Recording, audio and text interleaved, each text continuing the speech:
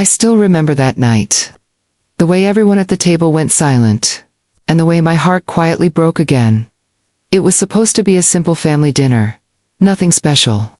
Just my parents, my older sister, her fiancé, and me.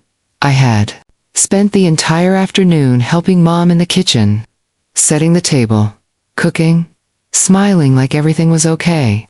Like I always did. Because in this house, I had learned one thing very early. My feelings didn't matter. My sister Zara was the pride of the family. Beautiful, confident, successful, and me? I was just there, the quiet one, the extra. Dinner started normally. Light conversation.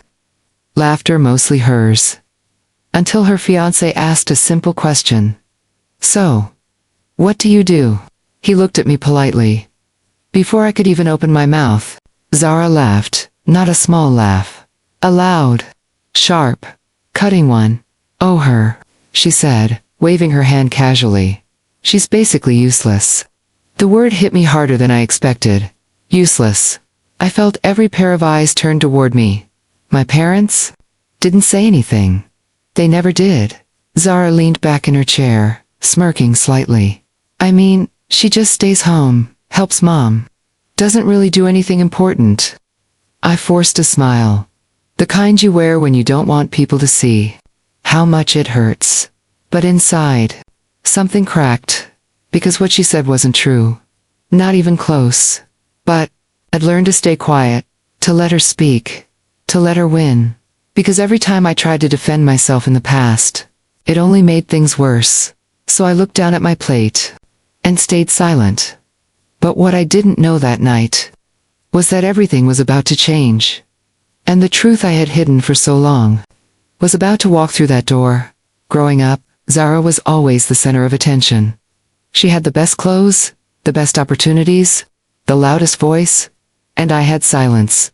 But silence doesn't mean weakness. It means secrets.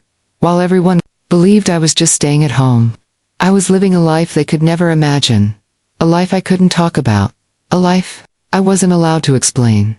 There were days I would leave before sunrise and come back late at night, exhausted. But no one asked, and I never told. Because some responsibilities don't come with recognition, they come with sacrifice. And I chose that path. Quietly, but to my family, it looked like nothing. Especially to Zara. She didn't just ignore me. She made sure others did too. She would interrupt me when I spoke, mock me in front of guests, turn every conversation into a reminder that I was less, and over time, I started believing it. Maybe I really was invisible. Maybe I really didn't matter. That night at dinner wasn't the first time she called me useless, but it was the first time. I didn't feel like crying. I just felt tired. Tired of proving nothing, tired of hiding everything, tired of being misunderstood. I slowly stood up from the table. I'll just get some water, I said softly. No one stopped me. No one noticed. As I walked toward the kitchen, I heard Zara laughing again.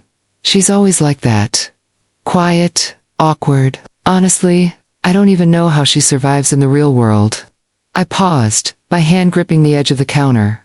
Because the truth was, she had no idea what kind of world I survive in. But before I could gather myself, the doorbell rang. Mom looked confused. We're not expecting anyone. Dad got up and walked to the door. And in that moment, I felt something shift. Something I couldn't explain. A strange feeling in my chest. Like the calm before a storm. Seconds later, the door opened, and everything changed. Heavy footsteps echoed in the hallway. Not one person. Multiple. The room fell silent. I slowly walked back toward the dining area. My heart pounding, and then I saw them uniforms. Sharp, powerful, unmistakable. And at the center of them, a man everyone recognized. A 4-star. General. My father froze. My mother stood up immediately. Zara's smile disappeared. The general stepped forward calmly, his eyes scanning the room. And then, they landed on me.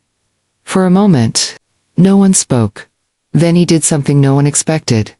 He walked past everyone else and stopped right in front of me. "Ma'am?" he said respectfully. And then he stood straight and saluted. The sound echoed in the silent room. Zara's face turned pale. My parents looked confused. No one understood what was happening, except me. The general lowered his hand slightly and said, "You've done more for this country than most people in this room could ever understand." My breath caught. Because this was the life I had hidden. The sacrifices, the missions, the responsibilities, the reason I was never home, the reason I could never explain myself. And now, it was no longer a secret.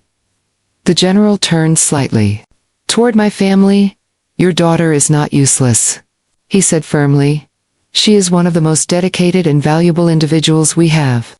The silence that followed was heavy. Zara couldn't even look at me. For the first time, she had nothing to say. No jokes, no laughter, no control. Just shock, and maybe regret. I didn't say anything. I didn't need to. Because the truth had already spoken for me that night. For the first time in my life, I didn't feel invisible. I felt seen, not because I proved something to them, but because I finally stopped needing their approval. Sometimes people will judge you based on what they see, but they never know the battles you fight in silence. And one day, the truth finds its way out. Not to destroy others, but to remind you. You were never useless. You were just underestimated.